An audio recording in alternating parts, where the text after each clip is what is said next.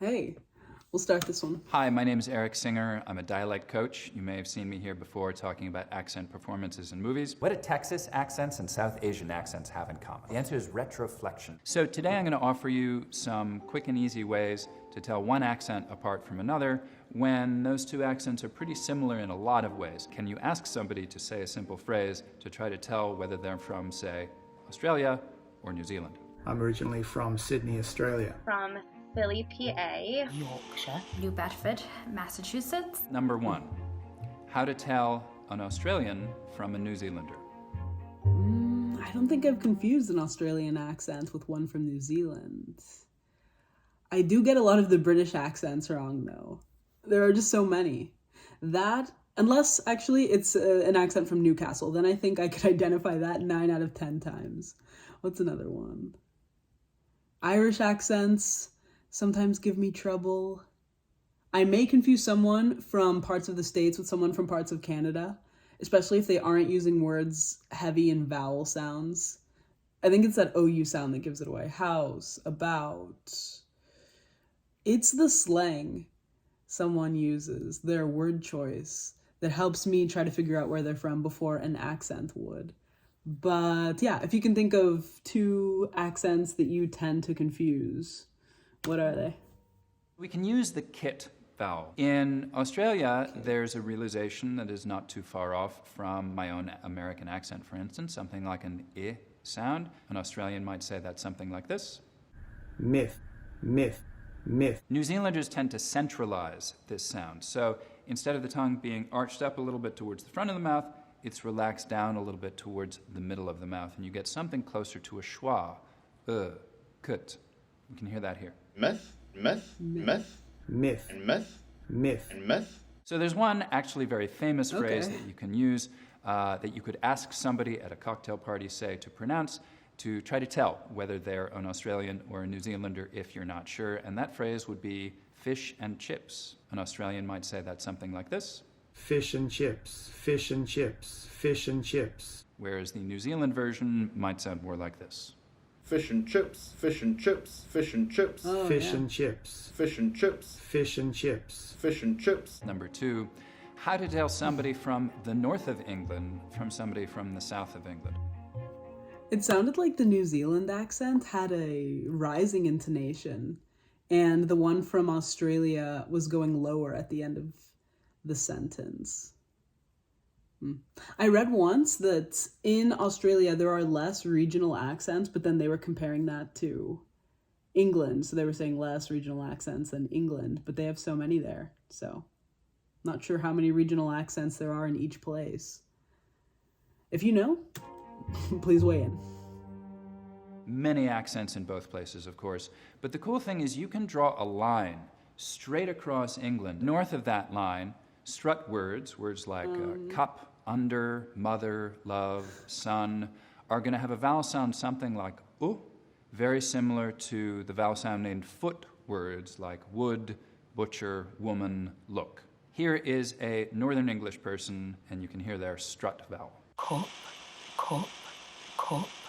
In the South, there are going to be two different vowels. One is strut and one is foot, and they won't sound the same. Here's a speaker from the South. Cup, cup, cup. From the North. Mother, mother, mother. Some, some. From the Very South. different. Fun, fun, fun, Some, fun, some. fun. So if you meet somebody and you're pretty sure that their accent is from somewhere in England, but you want to know whether it's from the North or from the South, you could ask them to say the following phrase. Did you cut your foot? From the North. Cut your foot, cut your foot, cut your foot, From the South. Cut your foot, cut your foot, cut your foot, cut your foot, cut your foot, cut your foot. cut your foot. So, of course, there are many different Northern English accents. Two famous ones are Geordie from Newcastle and Brummie from Birmingham. Oh, yeah. I don't know a Brummie accent. I was still looking at the map where he said he was drawing a line straight through England, but it looked like this. Definitely not as the crow flies. One way that you could potentially tell a Geordie accent from a Brummie accent would be to take the face vowel. A Brummie is going to have a sound that's kind of similar to a London sound. It's a diphthong. It's a vowel sound that starts and ends up E, moves from I, it takes a journey. So if you hear something like this, great cakes, great. you're dealing with a Brummie.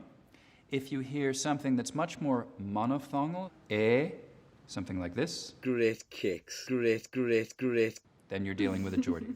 I like it phrase so much. could be, David bakes great cakes. You can hear that here.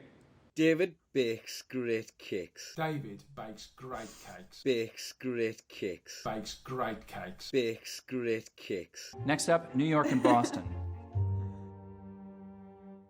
Now this one's probably easier to hear and place if you're American, probably less so if you're not an American. The lot vowel is going to be very open, fronted, no lip rounding in a New York accent.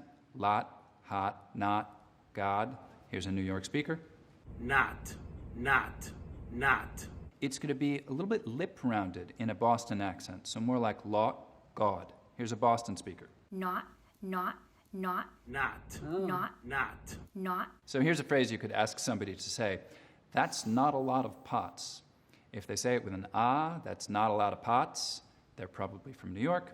That's not a lot of pots. That's not a lot of pots. If they say it with an aw, that's not a lot of pots, that's Boston.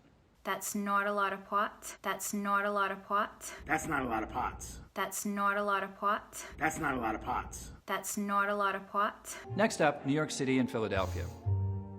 That guy was so New York.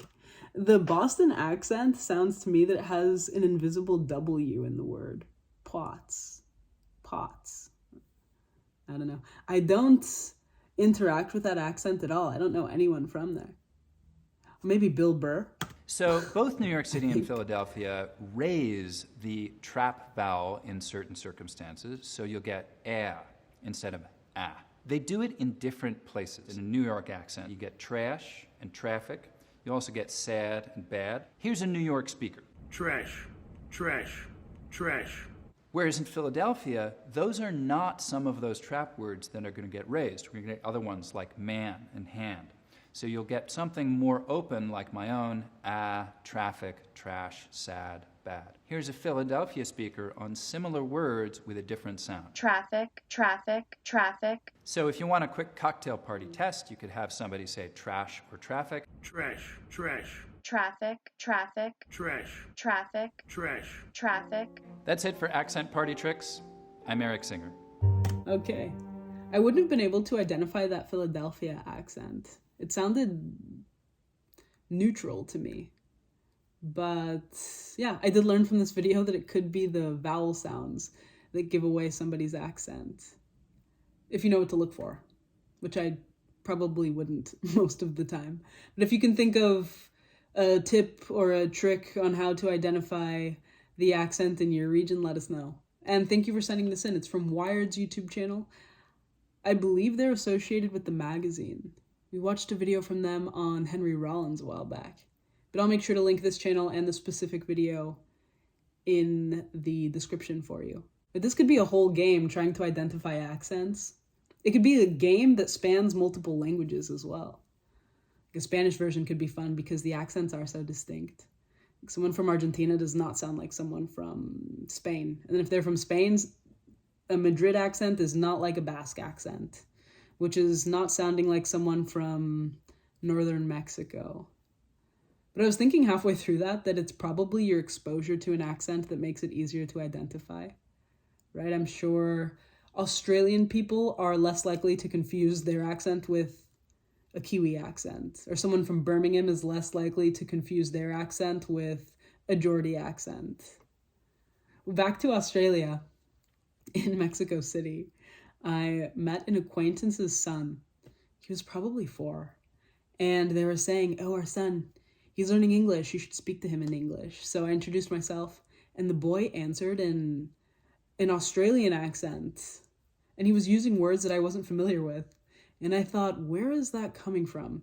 Because the mom and the dad are both from Mexico City, born and raised. The mom speaks English, more or less like I do, with the same sort of accent. And the dad didn't speak much English at all.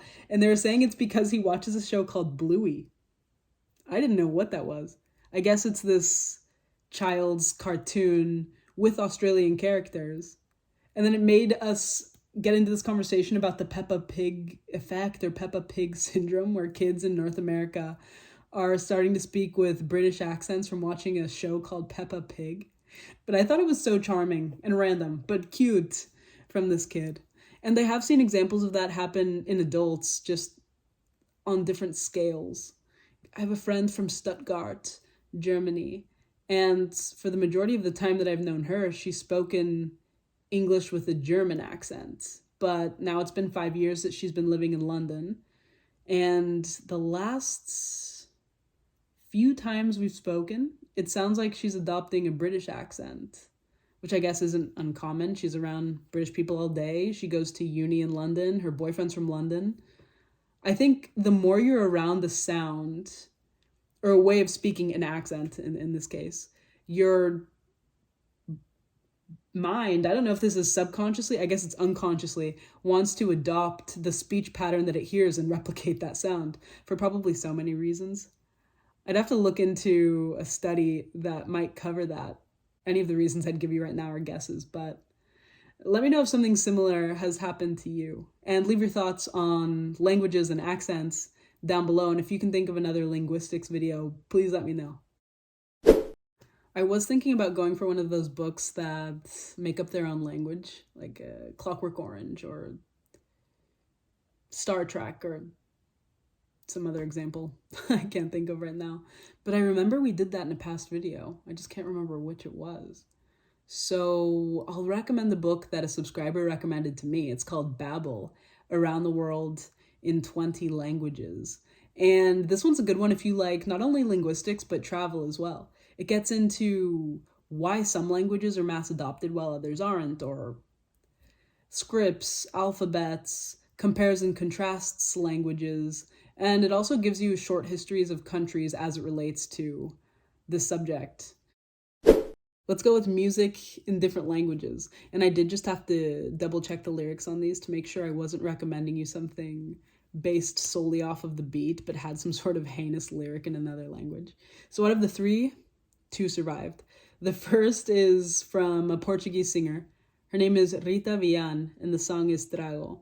Although it is a lot slower than the music I typically recommend, the lyrics are beautiful, very poetic, and she probably falls under some sort of alternative Fado-inspired genre. I'm not sure how I found that song, but I really like it. So that's the first. And the second is from a DJ called Nu. He's from Berlin. But this song is in Persian. It's called Manoto. And he took this poem from a poet called Rumi and set it over a tech house, electronic beat. But that's another one where I think the song is good because the lyrics are. So let me know which of those you like. And if you have music in any other language to recommend to me, just let me know. I'll check it out. That's really all I have. So thank you for watching with me, and I'll catch you in the next.